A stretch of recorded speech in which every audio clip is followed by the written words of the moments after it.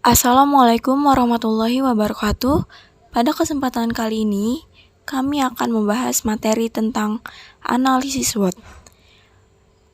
Pertama-tama, izinkan kami memperkenalkan diri terlebih dahulu. Saya Indri Wida Nurjana, nomor absen 13, dan teman saya Angelika Remalia, nomor absen 5. Jadi, analisis SWOT adalah metode analisis perencanaan strategis yang digunakan untuk memonitor dan mengevaluasi lingkungan perusahaan, baik lingkungan eksternal dan internal, untuk suatu tujuan bisnis tertentu. Cara merencanakan sebuah strategi maupun menganalisis suatu persoalan, khususnya dalam bidang bisnis, akan lebih mudah apabila kita menemukan cara yang tepat dalam proses menganalisisnya. Penggunaan metode perencanaan strategi maupun penyelesaian masalah yang tepat akan mempermudah kita dalam menyelesaikan permasalahan yang kita hadapi.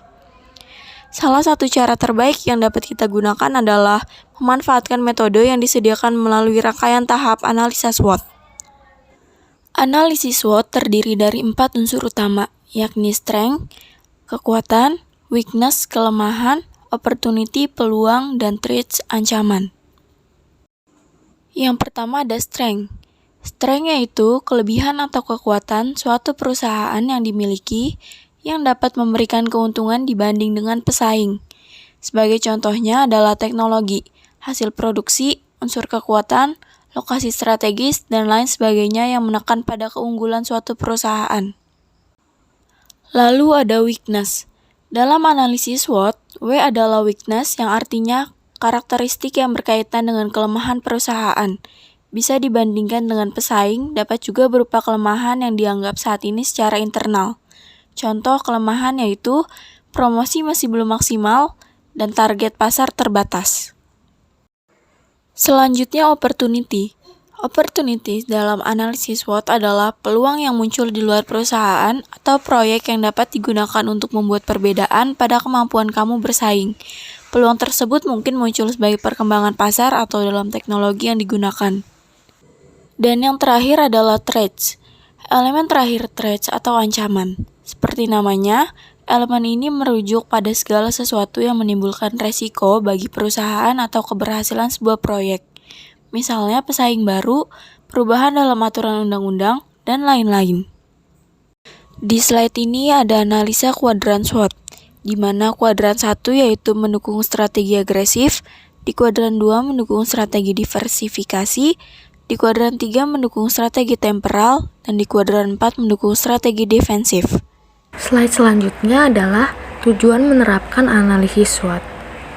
Dapat dikatakan bahwa tujuan analisis SWOT adalah untuk mempelajari lingkungan internal dan eksternal perusahaan, melalui identifikasi dan analisis kekuatan dan kelemahan organisasi, serta peluang dan ancaman yang dihadapinya.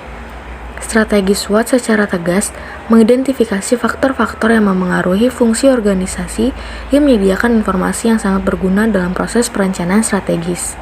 Adapun tujuannya sebagai berikut. 1. Untuk mengidentifikasi item kunci manajemen organisasi yang melibatkan penetapan prioritas tindakan dan untuk mengurangi kesalahan. 2. Untuk menyiapkan opsi strategis berupa risiko dan masalah untuk dipecahkan. Ketiga, memudahkan pengambilan keputusan. Pada slide selanjutnya yaitu manfaat analisis SWOT. Yang pertama, dapat diterapkan pada situasi apapun. Analisis bahan SWOT sangat sederhana, sehingga dapat diterapkan pada perusahaan jenis apapun. Analisis SWOT bahkan dapat digunakan oleh organisasi apapun, tidak hanya pada bisnis. Analisis SWOT juga dapat digunakan pada berbagai situasi. Jika ingin menginisiasi strategi, bisa melakukan analisis ini. Yang kedua, satu metode untuk menghadirkan 4 aspek. Ada banyak alat atau evaluasi lain di luar sana, namun kebanyakan hanya dapat menilai satu aspek saja dalam satu waktu. Berbeda dengan yang lain, analisis SWOT dapat langsung mendalami 4 aspek bisnis sekaligus. Dengan demikian, akan mudah mendapat gambaran kondisi keseluruhan bisnis pada satu waktu. Yang ketiga, integrasi data secara komprehensif. Pada analisis SWOT, untuk menyediakan datanya dapat melalui metode kuantitatif dan kualitatif. Dengan kombinasi data ini, dapat meningkatkan perencanaan dan meningkatkan komunikasi. Selain itu, dapat mengarahkan pada pengambilan keputusan yang baik. Keempat, biaya rendah. Manfaat analisis SWOT lainnya, yaitu saking sederhananya cara ini, tidak perlu mengeluarkan banyak biaya untuk melakukannya, tidak perlu menggunakan perangkat lunak di komputer, bahkan tidak perlu membayar konsultan untuk membayar nasihat. Hal yang perlu dilakukan hanya membutuhkan Excel dan waktu untuk mengisi analisis SWOT. Yang kelima, sederhana. Tidak perlu adanya pelatihan atau keterampilan teknis untuk menyelesaikan analisis SWOT, karena siapapun dapat melakukannya. Selain itu, analisis SWOT mudah dijangkau karena kesederhanaannya. 6. Membantu bisnis menentukan strategi. Manfaat terakhir, ketika sudah mengetahui kondisi perusahaan dari 4 aspek dalam analisis SWOT, dengan mudah bisa merancang strategi dan dapat menemukan peluang untuk mendapat keuntungan atau mencegah pesaing baru yang memasuki pasar. Analisis SWOT juga memungkinkan membuat rencana untuk memaksimalkan kekuatan atau mengelola ancaman dan kan. Pada slide ini terdapat langkah-langkah menyusun analisis SWOT. Dalam menyusun analisis SWOT, yang pertama yaitu tentukan tujuan analisis SWOT. 2. Teliti bisnis, industri, dan pasar. Yang ketiga, buat daftar kekuatan bisnis. Yang keempat, buat daftar kelemahan bisnis. Yang kelima, buat daftar peluang potensial pada bisnis. Yang keenam, buat daftar potensial ancaman pada bisnis. Yang ketujuh, tetapkan prioritas dari SWOT. Yang delapan, mengembangkan strategi untuk mengatasi masalah di SWOT. Kesimpulan pada materi ini adalah, jika analisis SWOT selesai, akan siap untuk mengubahnya menjadi strategi nyata. Bagaimanapun, latihan ini adalah tentang menghasilkan strategi yang dapat dikerjakan selama beberapa bulan ke depan. Langkah pertama adalah melihat kekuatan dan mencari tahu bagaimana bisa dapat menggunakan kekuatan itu untuk memanfaatkan peluang. Lalu, lihat bagaimana kekuatan Anda bisa menuntaskan ancaman yang ada di pasar.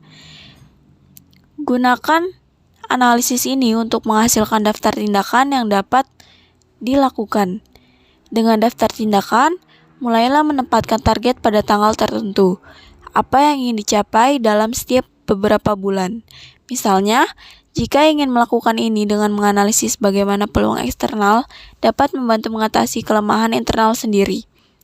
Kita harus dapat meminimalkan kelemahan itu sehingga dapat menghindari ancaman yang diidentifikasi dan memiliki daftar tindakan yang ingin prioritaskan dan jadwal sangatlah baik. Itulah yang dapat kami sampaikan. Kurang lebihnya mohon maaf. Wassalamualaikum warahmatullahi wabarakatuh.